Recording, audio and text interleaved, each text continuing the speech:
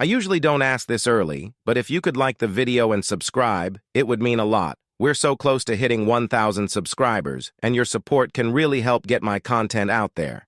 Thanks. My name is Marcus Schneider, 32, from Vienna, Austria. Growing up in a middle-class family with traditional values, I had always believed that loyalty, family, and hard work were the pillars of a good life.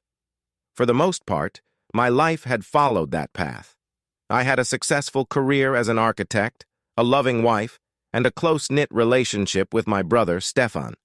Stefan and I were only 2 years apart, and we were inseparable. While I was more pragmatic and career-focused, Stefan was the adventurous one, always pushing me out of my comfort zone. Even when we grew older, that dynamic remained unchanged. He became a travel photographer, always jetting off to some new corner of the world, while I focused on building my architectural firm from the ground up. And then there was Emma. She was 29 when we met, a charismatic, charming woman who could light up any room. I was mesmerized by her confidence, her wit, and how easily she connected with people. We married 2 years after meeting, and I thought I had everything I could ever want. My professional life was flourishing, and with Emma by my side, I felt like I was on top of the world. We had dreams of traveling, building a family, and settling down in the countryside someday. But life doesn't always go according to plan. It was a sunny September morning when I got the call that would change my life forever. Stefan had been in a car accident while traveling through the mountains of Switzerland. It was a rainy night, and his car had skidded off the road. By the time emergency responders arrived, it was too late. He was gone. The grief hit me like a ton of bricks. Stefan had been my rock, my best friend, and my confidant. Without him, it felt like I had lost a part of myself. My world suddenly became darker, quieter. I withdrew from social gatherings, stopped attending work meetings, and spent hours in solitude. I expected Emma to understand. I needed her to. She had always been so supportive, or so I thought. In those early weeks of grief, I leaned on her, but something felt off.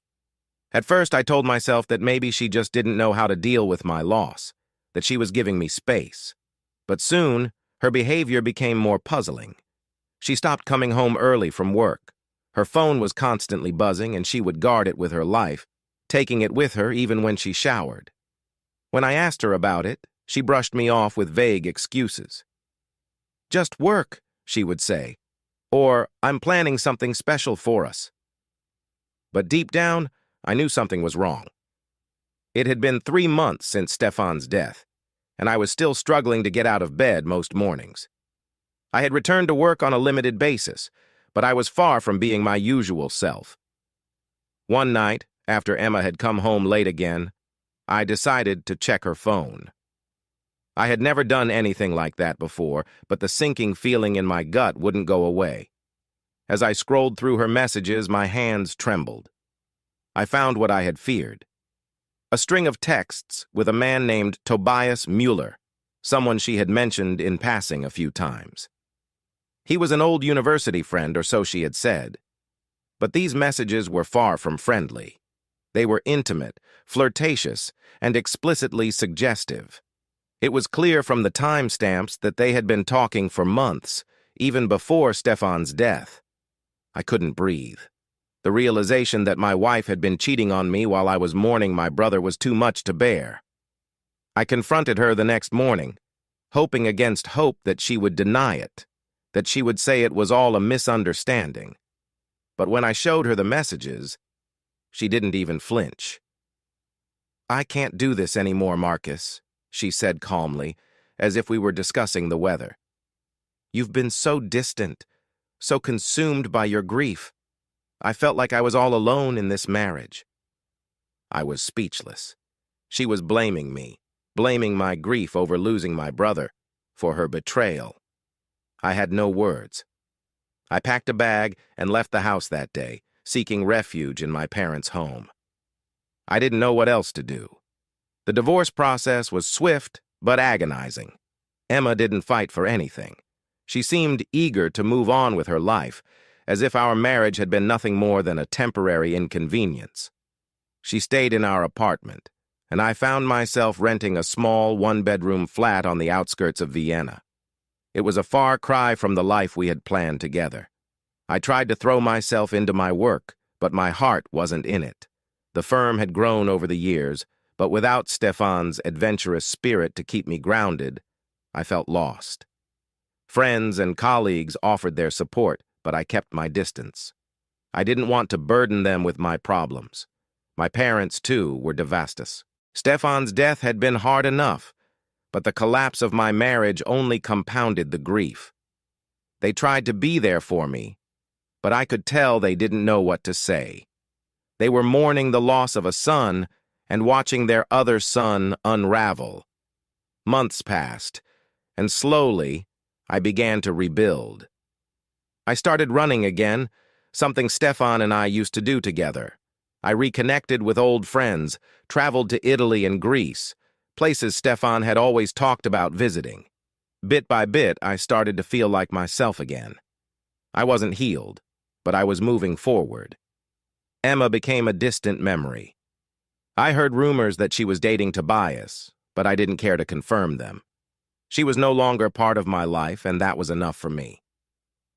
3 years later, just as I was starting to believe I had finally moved on, my phone buzzed with a message.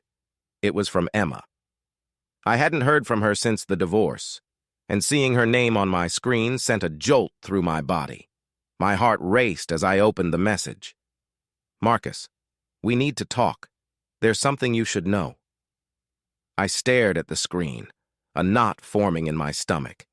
What could she possibly want now? After all this time, what could she have to say? I debated ignoring the message, but my curiosity got the better of me. I responded with a simple, "What is it?" Her reply came almost immediately. "I have a son. He's 2 years old, and he's yours." I dropped the phone.